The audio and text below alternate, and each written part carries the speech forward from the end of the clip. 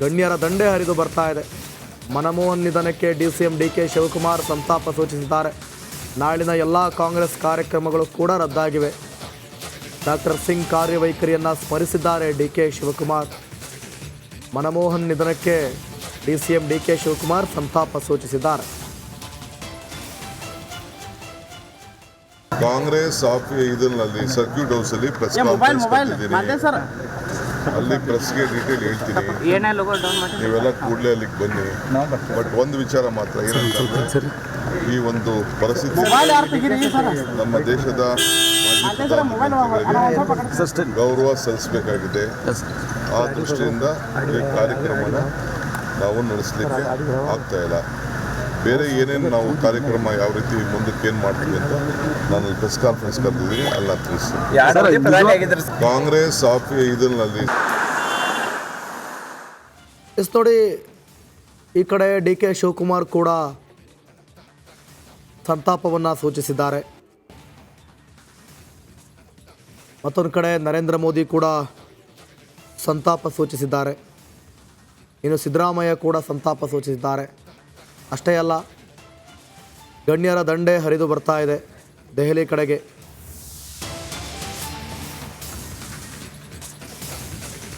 ಚಂದ್ರಯಾನಕ್ಕೆ ಇವರೇ ಆಧಾರ, ಇದು ನಿಮಗೆ ಗೊತ್ತಿರಬೇಕಾದಂಥ ವಿಚಾರ. ಮಂಗಳಯಾನಕ್ಕೆ ಇವರೇ ಸ್ಫೂರ್ತಿ. ಸಾಕಷ್ಟು ಸಾಧನೆಗಳಿವೆ. ಪೋಲಿಯೋ ಮುಕ್ತ ಭಾರತದ ರೂವಾರಿ, ಆಧಾರ್ RTI ಕಾಯ್ದೆಯ ಸೂತ್ರಧಾರಿ, ಭಾರತ ಅಮೆರಿಕ ಅಣು ಒಪ್ಪಂದದ ಸಾಧನೆ, ಚಂದ್ರಯಾನಕ್ಕೆ ಇವರೇ ಆಧಾರ. ಎಲ್ಲವನ್ನೂ ಕೂಡ ಇವರು ಮುಂಚಿತವಾಗಿಯೇ ಯೋಜಿಸಿದ್ದರು ಅಂತಲೂ ಕೂಡ ಹೇಳ್ಬೋದು.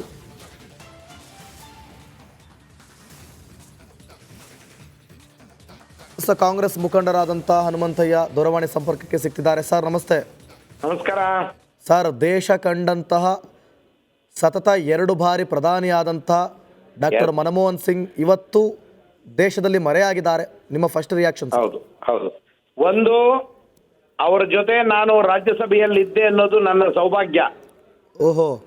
ಎರಡನೇದು, ಭಾರತ ದೇಶವನ್ನ ಮೊದಲನೇ ಸ್ವಾತಂತ್ರ್ಯ ಬಂದ ಸಂದರ್ಭದಲ್ಲಿ ಮುನ್ನಡೆಸಿದ ನೆಹರು ಅವರನ್ನ ಬಿಟ್ರೆ ಈ ದೇಶಕ್ಕೆ 2ನೇ ಆರ್ಥಿಕ ಸ್ವಾತಂತ್ರ್ಯವನ್ನ ತಂದುಕೊಟ್ಟ ಮಹಾ ಜ್ಞಾನಿ ಮನಮೋಹನ್ ಸಿಂಗ್ ಅವರು. ಬಹುಶಃ ಅವರ ರಿಫಾರ್ಮ್ಸ್ ಏನ್ ಕರಿತೀವಿ, ಸುಧಾರಣೆಗಳನ್ನ ನಾವು ಜಾರಿಗೆ ತರದೇ ಹೋಗಿದ್ರೆ ಇವತ್ತು ನಾವು ಹೇಳುತ್ತಿರುವ ಭಾರತ 3ನೇ ಆರ್ಥಿಕ ಸ್ಥಿತಿಯಲ್ಲಿ, ಆರ್ಥಿಕ ಹೆಗ್ಗಳಿಕೆಯಲ್ಲಿ, ಆರ್ಥಿಕ ಸುಧಾರಣೆಯಲ್ಲಿದೆ ಅಂತ ಹೇಳ್ತಿದ್ದೀವಲ್ಲ, ಇದು ಖಂಡಿತ ಸಾಧ್ಯ ಆಗ್ತಿರ್ಲಿಲ್ಲ ಅನ್ನೋದು ನನ್ನ ದೃಢವಾದ ನಂಬಿಕೆ. ಮನಮೋಹನ್ ಸಿಂಗ್ ಅವರ ಆರ್ಥಿಕ ಸುಧಾರಣೆಗಳು ಭಾರತವನ್ನ, ಮತ್ತೆ ಅವರು 10 ವರ್ಷಗಳ ಕಾಲ ಪ್ರಧಾನಿಯಾಗಿದ್ದಾಗ ತಂದ ಕಾನೂನುಗಳು ದೇಶದ ಕಟ್ಟಕಡೆಯ ಮನುಷ್ಯನಿಂದ ಹಿಡಿದು ದೇಶದ ಅತ್ಯುನ್ನತ ಮಾನವ ಅಥವಾ ಶ್ರೀಮಂತ ಯಾರಿದ್ದಾನೆ ಅವರೆಲ್ಲರ ಯೋಗಕ್ಷೇಮವನ್ನು ನೋಡಿಕೊಳ್ಳುವ ಕೆಲಸವನ್ನು ಮಾಡಿರುವ ಬಹುದೊಡ್ಡ ಜ್ಞಾನಿಯಾದ ಪ್ರಧಾನಮಂತ್ರಿಯನ್ನ ಈ ದೇಶ ಕಂಡಿರುವುದು ನಮ್ಮೆಲ್ಲರ ಸೌಭಾಗ್ಯ. ಅಂತಹ ಬಹುದೊಡ್ಡ ಮಹಾತ್ಮನೊಬ್ಬನನ್ನ ನಾವಿವತ್ತು ಕಳ್ಕೊಂಡಿದ್ದೇವೆ ಅಂತ ಹೇಳಿ ನಾನು ಭಾವಿಸಿದ್ದೇನೆ ಮತ್ತು ಅವರ ನಿಧನಕ್ಕೆ ತೀವ್ರ ಸಂತಾಪಗಳನ್ನ ವ್ಯಕ್ತಪಡಿಸುತ್ತಿದ್ದೇನೆ. ಹನುಮಂತಯ್ಯನವರೇ, ನೋಡಿ, ಇದ್ದಾಗ ಟೀಕೆ ಟಿಪ್ಪಣಿಗಳು ಬೇರೆ, ಪಕ್ಷ ವಿಪಕ್ಷಗಳು ಬೇರೆ, ಆದರೆ ಕೊನೆಗೆ ನಿಲ್ಲೋದು ಸಾಧನೆ ಅನ್ನೋದಕ್ಕೆ ಇದು ಸಾಕ್ಷಿ ಅಲ್ವೇ?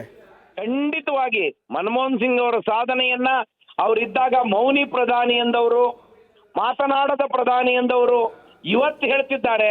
ಮಾತನಾಡದೆ ಅವರು ಮಾಡಿದ ಬಹುದೊಡ್ಡ ಸಾಧನೆಗಳು ಭಾರತದ ಈ ಬಹುದೊಡ್ಡ ಆರ್ಥಿಕ ಕ್ರಾಂತಿ ಮತ್ತು ಬೆಳವಣಿಗೆಗೆ ಇವತ್ತು ಬಹುದೊಡ್ಡ ಕಾಣಿಕೆಯನ್ನು ಕೊಟ್ಟಿದೆ ಅಂತ ಹೇಳಬೇಕಾದಂತ ಪರಿಸ್ಥಿತಿ ನಿರ್ಮಾಣ ಆಗಿದೆ.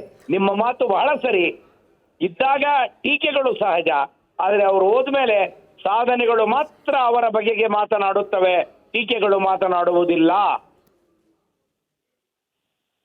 ಹನುಮಂತಯ್ಯನವರೇ, ನೋಡಿ, ಬಹಳ ಪ್ರಮುಖವಾಗಿ ಯಾವುದೇ ಕೂಡ ಅಂದ್ರೆ ಆರ್ಥಿಕ ತಜ್ಞರಾಗಿ ಕೊಟ್ಟಂತ ಕೊಡುಗೆ ಏನು ಅಂತ?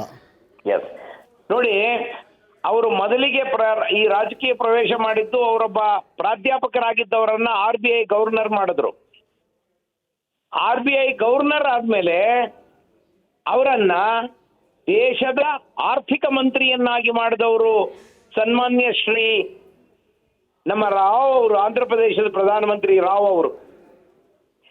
ಅವರ ಕಾಲದಲ್ಲಿ ತಂದ ಸುಧಾರಣೆಗಳು, ಆರ್ಥಿಕ ಸುಧಾರಣೆಗಳು ಬಹುಶಃ ಇಡೀ ಪ್ರಪಂಚಕ್ಕೆ ದಾರಿ ತೋರಿಸಿದ ಬಹುದೊಡ್ಡ ಆರ್ಥಿಕ ಸುಧಾರಣೆ ಅದು. ಇಡೀ ಪ್ರಪಂಚ ರಿಸೆಷನ್ ನಲ್ಲಿ ತೊಡಗಿಕೊಂಡಾಗ ಅಮೆರಿಕದ ಅನೇಕ ಬ್ಯಾಂಕ್ಗಳು ಮುಚ್ಚಿ ಹೋದವು. ಅವತ್ತು ಅಮೆರಿಕದ ಅಧ್ಯಕ್ಷರಾಗಿದ್ದ ಬರಾಕ್ ಒಬಾಮಾ ಅವರು ಕೇಳಿತ್ತು ಮನಮೋಹನ್ ಸಿಂಗ್ ಅವರನ್ನ, ನೀವು ನಮ್ಮ ಬ್ಯಾಂಕುಗಳು ಮುಚ್ಚಿ ಹೋದ್ರೂ ಕೂಡ ನೀವು ಈ ನಿಮ್ಮ ದೇಶದ ಬ್ಯಾಂಕುಗಳನ್ನ ಇಷ್ಟು ಸುಂದರವಾಗಿ ಇಟ್ಕೊಂಡಿದ್ದೀರಿ, ಇಷ್ಟು ಸದೃಢವಾಗಿ ಇಟ್ಕೊಂಡಿದ್ದೀರಿ, ಇಷ್ಟು ಚೆನ್ನಾಗಿ ನಡೆಸ್ತಾ ಇದ್ದೀರಿ, ಹೇಗೆ ಸಾಧ್ಯ ಆಯಿತು ನಿಮಗೆ ಅಂತ ಕೇಳಿತ್ತು ಮಾತ್ರ ಇವತ್ತು ನಮ್ಮ ಕಣ್ಣ ಮುಂದಿನ ಸತ್ಯವಾಗಿ ಪ್ರತಿಫಲನ ಮಾಡ್ತಾ ಇದೆ. ಅದು ಮನಮೋಹನ್ ಸಿಂಗ್ ಅವರು.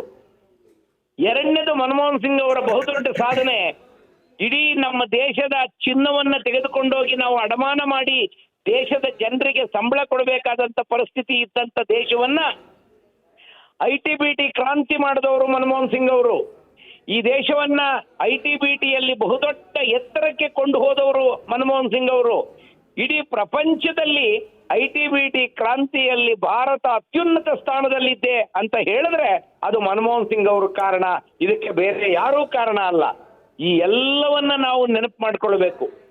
ಒಬ್ಬ ಸಾಮಾನ್ಯ ಪ್ರಾಧ್ಯಾಪಕರಾಗಿದ್ದಂತ ಪಂಜಾಬ್ ವಿಶ್ವವಿದ್ಯಾನಿಲಯದಲ್ಲಿ ಪ್ರಾಧ್ಯಾಪಕರಾಗಿದ್ದಂತ ಡಾಕ್ಟರ್ ಸಿಂಗ್ ಅವರು ಈ ದೇಶವನ್ನ ಮುನ್ನಡೆಸಿದ್ದು ಮಾತ್ರ ಅಲ್ಲ, ಭಾರತದ 3ನೇ ಅತಿ ದೊಡ್ಡ ಆರ್ಥಿಕತೆಯನ್ನಾಗಿ ಮಾಡಿದ್ದು ಮನಮೋಹನ್ ಸಿಂಗ್ ಅವರೇ ಹೊರತು ನಾವೆಲ್ಲ ಮಾತನಾಡುತ್ತಿರುವ ಇವತ್ತು ಅಧಿಕಾರದಲ್ಲಿರುವ ಯಾರೂ ಅಲ್ಲ ಅನ್ನೋದನ್ನ ಈ ಸಂದರ್ಭದಲ್ಲಿ ನಾವೆಲ್ಲರೂ ನೆನಪು ಮಾಡ್ಕೋಬೇಕು ಅಂತ ನನಗನ್ನಿಸ್ತದೆ.